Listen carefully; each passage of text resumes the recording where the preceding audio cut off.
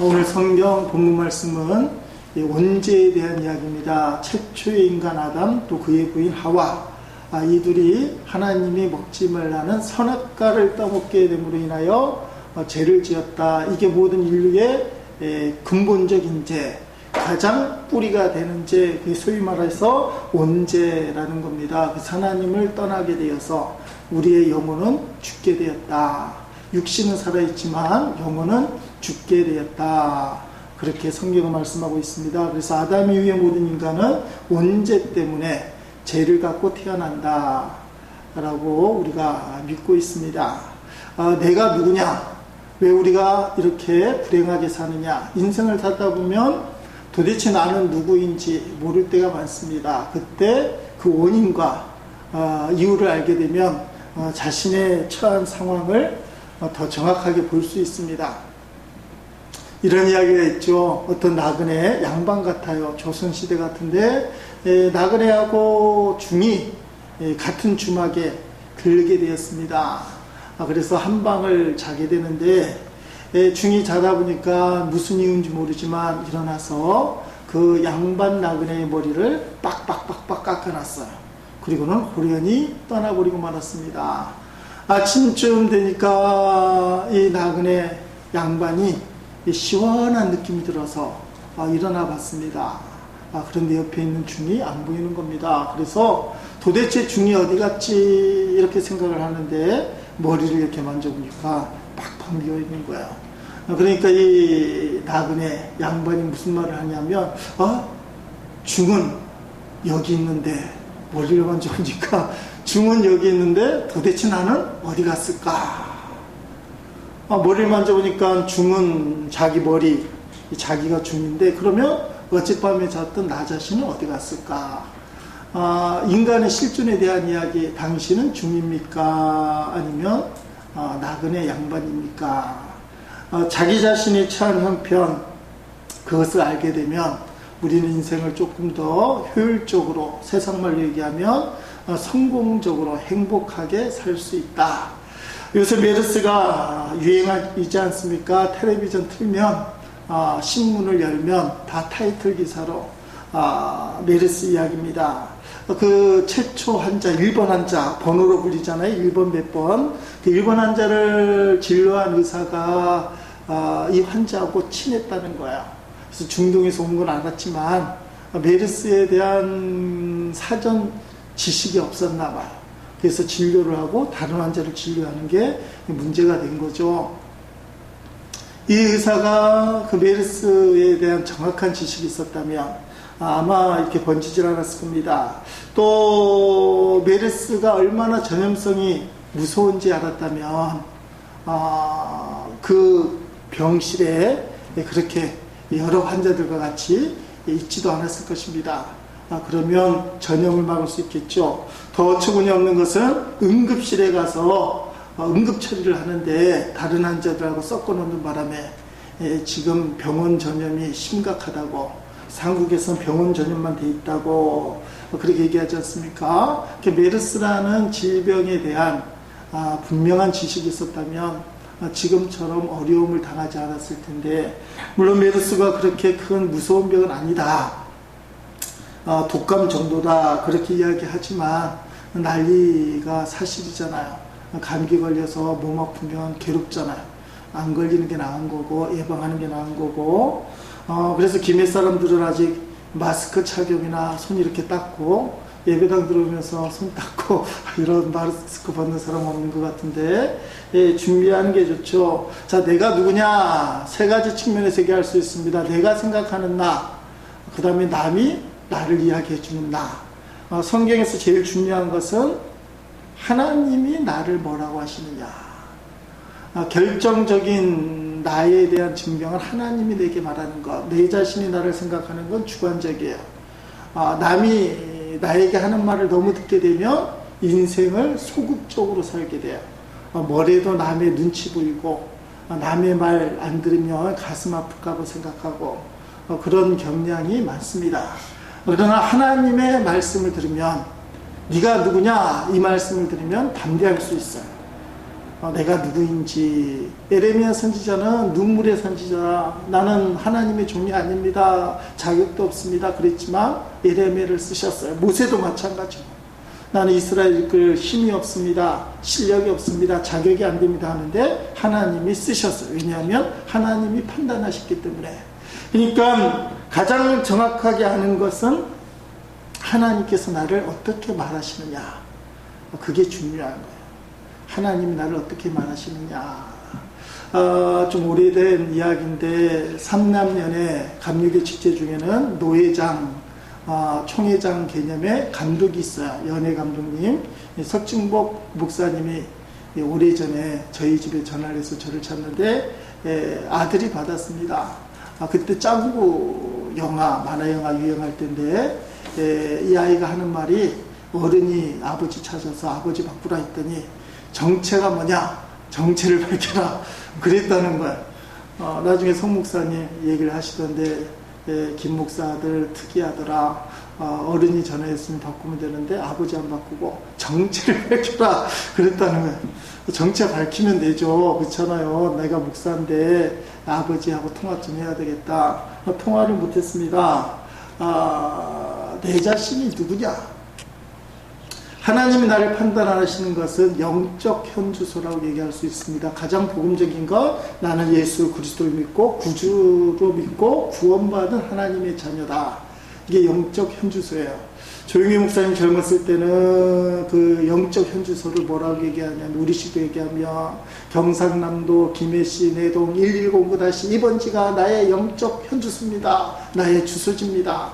거기서 난 하나님을 섬기기 때문에 뭐 이렇게 조용기 목사님 젊었을 때 그렇게 설교하면서 당신의 영적 현주소는 지금 교회다, 하나님 만나는 곳이다, 그렇게 이야기한 것을 기억합니다.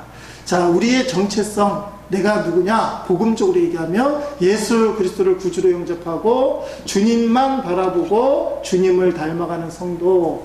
지난 주일날 그리스도인, 참 그리스도인 얘기할 때 그리스도인의 정의에 대한 이야기입니다. 첫째, 예수님 구주로 영접하고, 둘째, 주님만 바라보고, 셋째, 주님을 닮아가는 성도. 이게 복음적인 나의 현주소.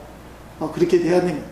이 세 가지가 충족이 돼야 된다는 겁니다. 오늘 본문에 최초로 죄를 지은 아담 나오게 되죠. 이 제명은 불순종, 하나님이 따먹지 말라는 선악과를 따먹으로 말미암아 생긴 그 불순종의 죄. 지금 아담이 죄를 저지르고 하나님의 낯을 피하여, 그렇게 나와 있죠. 하나님의 낯을 피하여 지금 나무 사이에 숨었다. 8절 말씀에 그렇게 나와 있습니다. 아담과 그의 아내가 여호와 하나님의 낯을 피하여 동산나무에 숨은지라. 아멘. 하나님이 가장 아름답게 창조한 인간이 지금 하나님의 낯을 피하여 숨어있다. 그래서 하나님 뭐라고 얘기합니까? 오늘 말씀의 제목인데 따라합시다. 네가 어디 있느냐? 네가 어디 있느냐? 이 말씀은 장소를 얘기하는 건 아니죠. 장소를 얘기하는 것이 아니고 지금 너의 상태가 어떠냐? 가장 아름답게 하나님의 형상을 따라 지은 인간답게 존재하느냐? 아니면 하나님의 형상을 깨트린 불순종함으로 온전한 하나님의 형상을 깨트려버린 죄인의 모습으로 존재하느냐라는 거죠. 또 두 번째 찾아볼 수 있는 것은 하나님이 답을 몰라서 질문 형태로 하고 있느냐. 지금 아담과 하와가 어디 있는지 모르기 때문에 하나님이 네가 어디 있느냐 이렇게 묻는 건 아니라는 거죠. 이 말씀 뭡니까? 어떤 다른 의미가 있는데 제가 봤을 때는 기회를 주기 위해서. 어떤 기회요? 자백의 기회. 하나님이 우리에게 원하시는 거는, 하나님 우리의 상태를 다 알고 있어. 우주 만물을 창조하시고 우리의 중심을 보시고 생각까지 다 아신 하나님이 아담과 하와가 어디 숨어 있는지 모르겠습니까? 알고 있어요. 그러면서도 어디 있느냐? 그리고 선악과를 따먹을 때 즉시 나타나서 이놈아! 내가 먹지 말랬잖아. 뭐 그렇게 할 수 있잖아요. 근데 선악과를 따먹고도 나무 동산에 숨을 만큼 시간적인 여유를 두고 그 다음에 찾으시는 거야. 아담아, 아담아, 네가 어디 있느냐? 여러분, 우리가 고민해야 됩니다. 하나님 우리에게 기회를 주신다. 너의 지금 상태가 어떤지 너 자신을 돌아보아서 너 자신의 잘못된 상태를 고백할 수 있는 기회, 그 기회를 주신다는 거예요. 우리가 유념해야 될 첫 번째 사실은 하나님은 찾아오신다. 인간을 찾아오신다. 예수님이 이 땅에 보내주신 것도 하나님이 찾아오는 그런 개념이에요. 인카네이션, 성육신, 하늘의 아버지의 아들 되신 예수님이 성육신, 인간이 몸을 입고 오셨다. 그래서 이 땅을 찾아오셨다. 그 말이에요. 그러니까 하나님은 기본적으로 우리에게 찾아오신 하나님. 성도들도 사실 찾아가야 되죠. 좀 농담 같지만 연애하는 사이에 연인끼리 누가 더 잘 믿는 사람일까요? 찾아가는 사람, 찾아오기를 기다리는 사람. 찾아가는 사람. 예, 성경적이죠. 찾아가는 사람이 하나님이니까 찾아가는 사람. 얼굴 표정이 안 좋은 분들도 계시긴 하지만 찾아가는 사람이 성경적이야. 그게 더 믿음이 좋은 사람일 수도 있다. 왜냐하면 하나님은 찾아가는 사람이기 때문에 연인에 대한 이야기는 답은 없는 겁니다. 성경은 주로 찾아오시는 주님. 하나님 우리를 찾아오셔요. 내가 아무리 도망가려고 해도 하나님 우리에게 찾아오십니다. 자, 두 번째 우리가 봐야 될 것은 이 아담의 잘못된 행동. 자, 하나님의 낯을 피하여 그가 선택한 것은 8절 말씀에 동산나무에 숨었다. 자, 하나님의 낯을 피하여 동산나무에 숨었다고 얘기하면 숨을 수 있을까? 하나님의 낯을 피하여 진짜로 숨을 수 있을까? 숨을 수 없다가 답이죠. 답은 숨을 수 없는데 오늘날 많은 사람들이 하나님의 낯을 피하여 실제로 숨어요. 어디로 숨어요? 동산나무에도 숨지만 세상 곳곳에 숨어요. 하나님이 모른 척 해주시겠지. 하나님이 모른 척 하시는 거죠. 사실 알고 계십니다. 자, 이 세상에 숨을 곳이 없다는 겁니다. 자, 타조라는 새가 유명하잖아요. 날개는 크고 몸통은 큰데 머리가 작아서 날지 못하는 새. 그래서 머리가 작기 때문에 멍청한 새. 머리가 작기 때문에 이 타조는 50km에서 70km 달린다고 그래요. 어떤 자료에 의하면 얼룩말보다 빨리 달린다. 그렇지 않을 것 같은데 타조하고 얼룩말이 땅하면 타조가 일단 빨리 달린대요. 타조가 지구력은 없을 것 같아요. 순간 속도가 얼룩말보다 빨라요. 근데 타조가 한참 달리다가 마음이 놓으면 그때 하는 짓이 있는데 모래 속에다 얼굴을 푹 집어넣는다는 거예요. 뭐 다르게 이야기하는 사람도 있는 것 같아요. 기가 좀 안 들려서 머리를 집어넣고 주변을 파악한다는 그런 이야기도 있는데, 그러니까 우리가 보면 어떻게 해요? 마음이 불안하니까 머리를 모래 속에 툭 집어넣고 나는 걱정 없다, 근심 없다, 뭐 그렇게 하는 것 같아요. 지금 그 타조가 머리를 숨는 과학적인 근거는 모르지만 그냥 보기에는 머리를 모래 속에 이렇게 박아놓으면 안 보이니까 편하다고 느끼는 것처럼 아담과 하와가 어떻게 하는 거예요? 동산 나무 사이에 숨어서 이렇게 하면 하나님이 안 보이시겠지, 하나님이 우리를 못 찾겠지, 그렇게 하고 있다는 거예요. 왜 사람들이 계속해서 하나님이 옳지 않는 잘못된 길을 뚜벅뚜벅 어제도 가고 오늘도 가고 또 내일 갈 계획을 세웁니까? 하나님이 안 보시겠지, 그렇게 착각을 하기 때문에 그렇다는 것입니다. 여러분, 오늘 우리가 자기 자신의 모습을 봐야 되는데 그러면 숨길 곳이 없다는 것을 깨달아야 돼요. 선악과를 따먹으니까 자 6절 말씀에 그 나무를 본즉 먹음직도 하고 보암직도 하고 지혜롭게 할 만큼 탐스럽기도 한 나무인지라. 자, 무엇을 뜻합니까? 지혜롭게 할 만큼. 쉽게 말하면 이후에 7절 말씀에 눈이 밝아져 자기 일이 벗은 줄을 알고 수치감을 느꼈어요. 그러니까 자신의 모습을 봤다 이거예요. 자신의 모습을 봤다면 영적인 자신의 초라함도 봤을 거예요. 어떤 초라함입니까? 내가 말씀을 순종하지 않았다. 하나님이 따먹지 말라는 선악과를 따먹어서 내가 하나님 말씀을 지키지 않았다. 그런 영적인 초라함도 볼 수 있는 눈이 열린 거예요. 근데 그 영적인 초라함을 느껴서 하나님의 낯을 피하긴 하지만 악한 마귀의 가장 큰 공격이 뭐냐? 죄를 깨닫기는 하나 회개하지 않게 만드는 거예요. 회개하게 되면 하나님과의 관계가 회복되기 때문에. 여러분, 그래서 죄를 짓는 것은 어쩔 수 없어요. 그러나 죄를 회개하지 않는 것은 그게 문제라는 거예요. 오늘 우리 자신을 잘 봐야 됩니다. 말씀 끝날 때 드리겠지만 실수는 할 수 있으나 그 실수가 우리의 실력으로 번지지 않게 해야 돼요.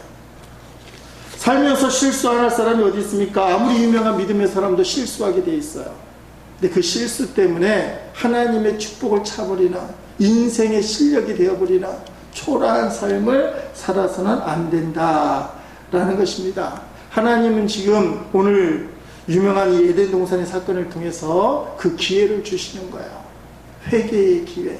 그래서 선악과를 따먹으려 하는 그 순간에 야단치지 않으셨습니다. 시간을 두고 자기의 수치를 보고 동산 나무 사이에 숨어있는 아담을 찾아가서 도대체 네가 어디 있느냐? 너 지금 왜 숨어있느냐? 너의 영적 상태가 어쩌느냐? 너가 무슨 일을 저질렀느냐? 그렇게 묻는 거예요. 그런데 하나님의 뜻을 배반하게 되죠. 아담과 하와는 12절 말씀 보니까 우리가 읽지는 않았습니다. 보면은 이렇게 얘기하고 있죠. 하나님이 주셔서 나와 함께 있게 하신 여자 그가 그 나무 열매를 내게 주므로 내가 먹었나이다. 아멘. 아담이 자기 잘못이 아니라 사실을 이야기해. 사실. 실제로 하와가 선악과를 주었기 때문에 그 몹쓸 여자 때문에 그 여자는 누가 주셨느냐? 하나님이 주셨기 때문에 내가 어쩔 수 없이 선악과를 따먹는 불순종을 저질렀다. 그렇게 표현하는 거예요. 지금 무슨 말씀입니까? 하나님이 기회를 주셨는데 너의 영적 초라함을 깨닫고 하나님 앞에 자백하면 되는 거야. 내가 잘못했습니다. 내가 선악과를 따먹었습니다. 이러면 하나님이 분명히 용서해 주신 하나님이세요. 그런데 인간은 핑계를 대요. 왜 내가 그렇게 나쁜 짓을 할 수밖에 없었는지. 여러분, 실제로 창세기 2장 23절을 보니까 하나님이 아담을 사랑하셔서 하와를 만들 때 갈비뼈를 꺼내서 하와를 만들잖아. 그때 뭐라고 얘기합니까? 이는 내 뼈 중에 뼈요 살 중에 살이라. 이것을 남자에게서 제하신지 여자라 부르리라. 아멘. 살 중에 살이요 뼈 중에 뼈라고 그랬어요.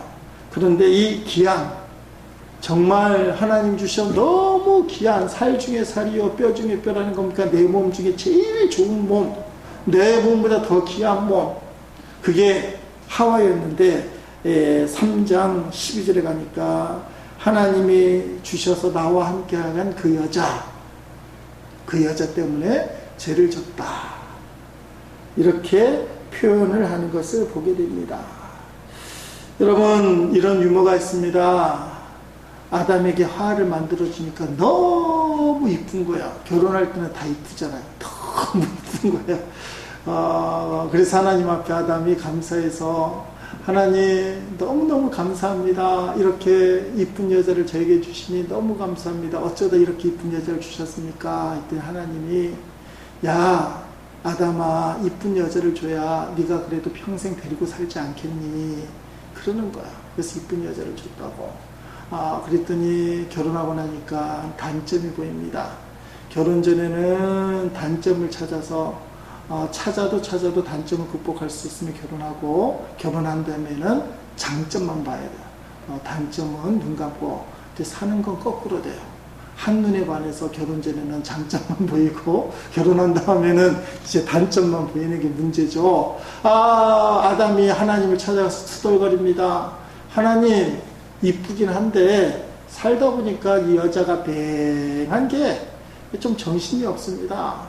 왜 그런지 모르겠어요. 하나님 앞에 좀 따지듯이 물었어요. 근데 하나님이 아담에게 뭐라고 얘기하냐면, 좀 생각 좀 해봐라 아담아. 만약에 하와가 맹하지 아니하면 너하고 살겠니? 그나마 맹하기 때문에 너하고 살아주는 거야. 그래서 내가 일부러 맹하게 만들었다. 뭐 그런 이야기. 또 재미난 유머가 있죠. 아담이 한참 늦게 밤늦게 집에 돌아오는 거예요. 그래서 하와가 묻습니다. 여자가 생긴 게 맞죠? 분명히 당신 바람 피는 것 같아. 그러니까 아담이 하는 말이 지금 세상에 당신하고 나밖에 없는데 여자가 어디 있어서 바람을 피우자고 말도 안 되는 소리 그만하라고. 근데 하와가 생각해보니까 맞거든요. 그러니까 아담이 자는데 갑자기 갈비가 막 아픈 거야. 막 이렇게 쑤시는 거예요. 그래서 아담이 벌떡 일어나서 도대체 뭐 하는 거냐? 하와가 정말 갈비뼈를 막 문대는 거야. 뭐라고 했겠어요? 갈비뼈 수가 맞는지 세어보는지기도 하고 혹시 또 갈비뼈와 다른 여자 만들었을까봐. 여러분, 하나님이 주신 것에 대한 불평이 어디로 이어지느냐? 하나님께로 이어진다는 거예요. 하나님께. 그러니까 회개를 하지 않게 되면, 자백을 하지 않게 되면 인간은 점점 처음에는 환경에 대한 불평, 사람에 대한 불평, 결국은 하나님에 대한 불평. 쉽게 말하면 신앙생활이 꺾이고 영적으로 완전히 타락하게 된다는 거예요. 성도들 가장 무서운 게 영적 타락인데 그 시작은 회개가 없어요. 그리고 남 탓을 하기 시작한 거예요. 남편 때문에 그렇습니다. 아내 때문에 그렇습니다. 어떤 분은 자식 때문에 그래요. 자식들 돌보느라고. 아이들은 학교 때문에 그렇습니다. 뭐 이런 이야기. 사람 탓하고 환경 탓하고 그 다음에는 영이 무너져요. 그러면 영적인 타락이 된다는 것입니다. 오늘 우리가 봐야 될 게 뭐냐? 나의 영적 초람. 지금 하나님은 그것을 우리에게 물어보는 거예요. 네가 도대체 어떤 자리에 있느냐? 장소를 얘기하는 것이라 너의 상태, 너는 얼마나 하나님 앞에 떳떳한가? 부끄럽지 않고 하나님 앞에 할렐루야 아멘. 하나님 저 여기 있어요. 제가 하나님을 위해서 얼마나 애쓰는지 아시죠? 제가 비록 실수해서 선악과는 따먹지만 그래도 하나님 사랑해요. 난 하나님을 포기할 수 없어요. 그런 모습을 우리에게 요구한다는 거예요. 누가복음 15장 이야기는 잘 아는 이야기 아니겠습니까? 잃은 양 이야기. 우리의 양 100마리가 있어도 한 마리 잃어버리면 한 마리 찾으러 산으로 들러 찾아가서 목자는 메고 온다. 잃은 양이 왜 메고 와야 됩니까? 있어야 될 자리 99마리 양보다 있어야 될 자리 없는 한 마리 양이 중요하다. 동전 한 드라크마를 잃어버렸어요. 동전은 주인의 지갑이나 아니면 저금통이 있어야 될 건데 떨어져 없어졌어. 그러면 동전을 찾아야 됩니다. 집을 나간 탕자 둘째 아들은 아버지 품에 있어야 됩니다. 근데 집을 나가서 아버지 품을 떠났어요. 이게 무슨 말씀을 얘기합니까? 회복에 대한 이야기. 있어야 될 자리에 있어야 된다. 그 말씀을 이야기하는 겁니다. 여러분, 작은 아들이 집을 나갔을 때 얼마나 마음의 자유함을 느꼈어요. 야, 이제는 내 마음대로 살 수 있다. 근데 그 마음대로 사는 게 성경적으로 행복한 것인가? 인생을 즐기며 사는 게 행복한 것인가? 돈이 많을 때는 즐긴 게 행복이라고 생각할 수 있지만 얼마 안 지나서 흉년이 들었을 때 재산을 다 탕진하고 돼지들이 먹는 지엽 열매가 없어서 굶어 죽게 되는 그런 것을 보게 됩니다.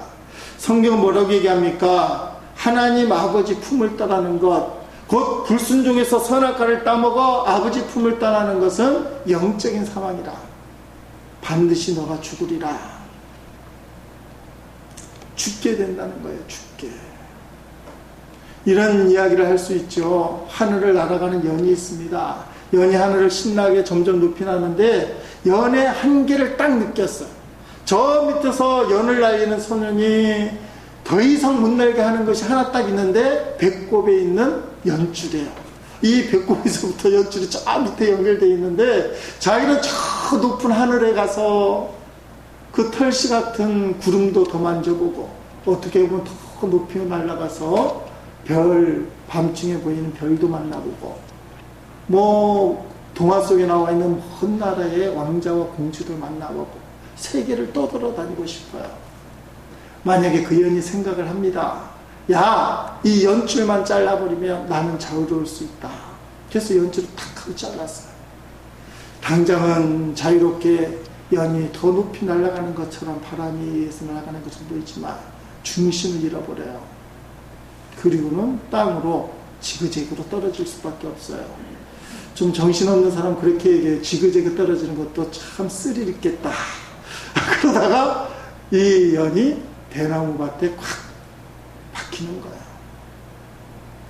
자, 연줄은 연을 지탱하는 힘인데 연이 착각을 하는 거예요. 나를 제한하는 힘이다. 나를 힘들게 하는 힘이다.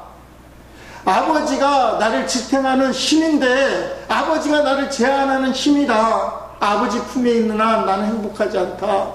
나는 아버지 품을 떠나 자유롭게 살 것이다. 예수 믿는 사람들 중에서도 하나님 아버지 안에 거하는 게 사실은 나를 제한하는 힘이다. 이게 얼마나 힘든 일인데 하나님 없으면 난 좀 행복할 것 같다. 지혜로운 사람은 그게 제한하는 힘이 아니라 지탱하는 힘인 걸 아는 거예요. 누가복음 15장은 다 그 얘기를 하는 겁니다.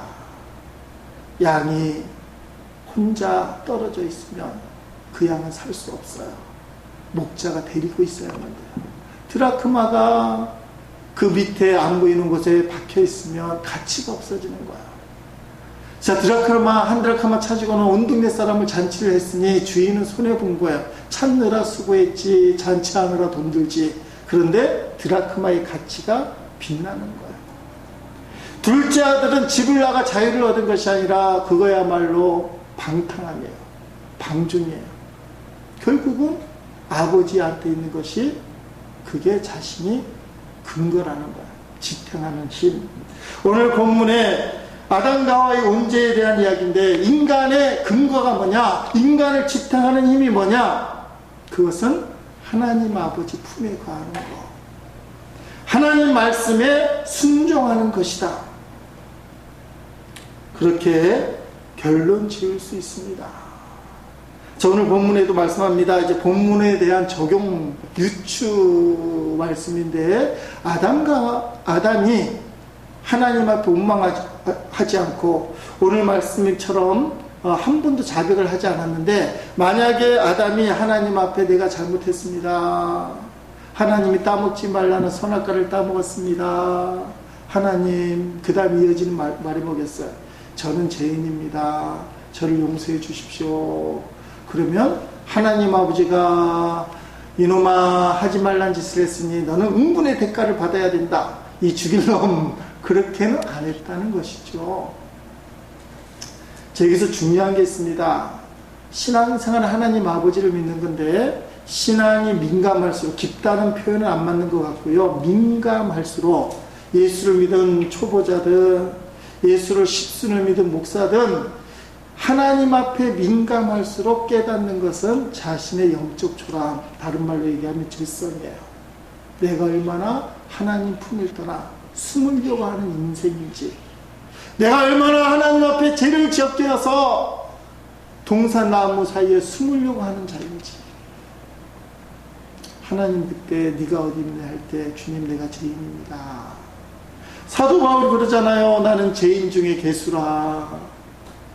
여러 번 말씀드린 베드로가 예수를 만나고 고기를 그물이 찢어질 정도로 잡은 다음에 하는 말이 나는 죄인입니다. 나를 떠나십시오. 영적 민감함이 이게 중요해요. 그래야 신앙을 지켜나갈 수 있어요. 바리새인들, 예수님 당시에 바리새인들의 문제가 뭡니까? 겉으로 보는 외형적인 신앙은 너무 좋아요. 제사, 예배 잘 드리고 11조 꼬박 지키고 구제도 하고 금식도 하고. 그런데 뭐가 없어요? 영적인 민감함, 영적 초라함을 고백하지 않아요. 이 정도면 됐지, 이 정도면 됐지. 그래서 예수님이 회칠한 무덤아. 제 회칠한 무덤의 뜻이 뭐예요? 무덤이 좀 망해져서 겉을 시멘트를 발랐다 이거예요. 쉽게 말하면 유명한 사람들의 무덤이 잘 졌잖아요. 뭐 김일성, 김정일 뭐 무덤은 뭐 잘 져놨잖아요. 겉으로 보기엔 좋아요. 무덤인데 잘 져놨어. 해칠했다는 것은 사람이 시멘트를 발라서 모양을 냈어요. 보기는 좋은데 그 속에는 뭐가 들어있어요? 시체. 니네 신앙이 겉으로 보기에는 회칠함으로 시멘트처럼 잘 만들어놨지만 그 속에는 죽어있다 이거예요. 때로는 예수님이 독사의 자식들아 그렇게 아담의 이 선악과의 사건은 오늘 우리에게 어떻게 살아야 되는지 나의 영적 정체성을 가르쳐주고 있어요. 죄인이라는 겁니다. 왜 이게 중요합니까? 내가 죄인이라는 것을 인정할 때 예수님이 필요해요. 오늘도 예수님이 나를 위하여 십자가에 죽으신 것을 고백할 수밖에 없는, 나는 죄인입니다. 교회 다니면 간혹가다 그렇게 기도하잖아요. 주님, 오늘도 제가 십자가에 예수님을 못 박았습니다. 이게 무슨 뜻이에요? 내가 죄를 졌다 이거야. 죄를 져서 또 예수님이 나의 죄 때문에 십자가에 못 박혔습니다. 그 뜻이에요. 내가 죄인입니다라는 우회적인 표현이라는 거죠. 회개기도 하는 겁니다. 제가 강조하는 것이 있죠. 회개기도가 내 입술에서 사라질 때부터 메마른 신앙이 되고, 다른 말로 얘기하면 율법적인 신앙이 돼요. 억지로 어쩔 수 없이 형식적인 신앙을 갖고 있으나 영혼이 메마라요. 본인이 알아요. 형식적으로 신앙생활이 얼마나 힘든지. 영적 관성의 법칙에 하여 억지로 해왔던 것을 하긴 하지만 메말라서 감동도 없고 내적 동기도 사라지게 돼요. 그때 필요한 게 뭡니까? 자신의 잘못을 자각하는 거예요. 하나님이 아담에게 물어요. 네가 어디 있느냐? 아담은 내가 잘못했습니다. 그러면 하나님이 용서해 주셨을 거예요. 사랑하는 성도 여러분, 우리가 살면서 실수할 때가 있어요. 이 땅을 사는 동안에 누구나 완벽한 그리스도인으로 살아갈 수 없어요. 생각으로 죄를 짓고 본의 아니게 삶으로 죄를 지을 수 있어요. 근데 그 실수가 전부가 아니라는 거예요. 우리가 그 실수 때문에 하나님을 향한 마음을 접어버리고 신앙을 접어버리면 그때부터 영적 타락이 생겨요. 나 같은 게 무슨 교회 다닌다고, 내가 무슨 집사가 돼서, 때로는 내가 목사가 돼서 이렇게 죄를 졌는데 천벌을 맞지. 자, 이런 게 좀 연장되면 교회를 30년 다니는 할머니 권사님에게, 권사님 지금 당장 돌아가셔도 천국 갈 수 있죠. 에휴 목사님, 저 같은 게 어떻게 천국 가요? 30년 믿었는데 어땠어요? 예수 믿으면 구원받는다고 얘기했는데 자기 삶을 돌이켜봅니다. 30년 동안 살아온 모습, 그리고 오늘을 사는 이 할머니 권사님, 자기 스스로 돌아봐도 죄인이에요. 자기 실수만 보게 될 때. 근데 그게 전부가 아니라 그리스도의 복음은 뭐예요? 죄를 고백하면 예수님이 용서해 주셔요. 오늘 선악과 사건을, 선악과에만 초점을 두면 우린 죄인입니다. 끝납니다. 실제로 이 선악과 사건은 예수 그리스도의 보혈의 능력, 용서하신 하나님이 안 나와요. 아담과 하와는 끝까지 남 탓하다가 에덴 동산에서 쫓겨나가게 되고 인류에게는 온죄라는 뿌리를 안겨주는 겁니다. 타락하게 된 근거를 갖다 줘요. 성경은 그렇게 얘기해요. 그러나 우리가 봐야 됐을 때 하나님의 마음은 아담과 하와가 회개하는 것이다. 2002년 월드컵 히딩크, 아직도 우리에게 회자되는 히딩크 감독은 아직도 현직 감독이 있는 게 대단해요. 딴 건 몰라도 저렇게 오랫동안 나이가 먹고도 감독, 축구 감독, 현역 감독이 한다는 게 보통이라는데, 각선희 목사님 설교 중에, 강의 설교 중에 나오는 이야기입니다. 그래서 많이 회자되는데, 오늘 본문에 나오는 설교 중에 나오는 이야기가 히딩크 감독이 한 지도력에 대한 이야기. 뭐냐? 실수는 실력이 아니다. 히딩크 지도력에 대한 여러 가지 얘기가 있는데, 실수는 실력이 아니다. 실력이 좋은 선수도 실수할 수 있다. 한국 사람들 정서는 어때요? 실수하면 땡. 이게 감정이 이제 못 받아들이는. 그렇게 큰 실수를 했는데, 땡. 근데 히딩크는 합리적인 사고를 했어요. 한 번 실수했다고 해서 실력이 없는 게 아니다. 그래서 안정환 선수가 있잖아요. 뭐 8강인지는 모르겠지만 그 페널티킥 실수해서 못 넣었어요. 거의 넣어야만 이기는 아주 좋은 기회를 놓쳤어요. 근데 안정환을 안 빼는 거예요. 그랬더니 연장전 결승골을 안정환이 넣었죠. 그 얘기를 하는 거예요. 한 번의 실수 또는 두세 번의 실수가 그 선수의 실력이 아니다. 그러니까 히딩크 감독이 실력을 믿고 실수를 하더라도 품어줬다 이 말이에요. 저는 그 말을 하고 싶은 겁니다. 인생 살면서 아담과 같이 죄를 지을 수 있어요. 예수 믿어도 죄를 지을 수 있어요. 동산 나무 사이에 숨으려는 마음도 있어요. 사람들 낯을 피할 뿐만 아니라 하나님 낯도 피해서 혼자 은둔 생활 하려고 할 때도 있어요. 근데 예수 믿는 사람은 그 실수가 실력이 아니라는 거예요. 우리의 본자세가 뭐예요?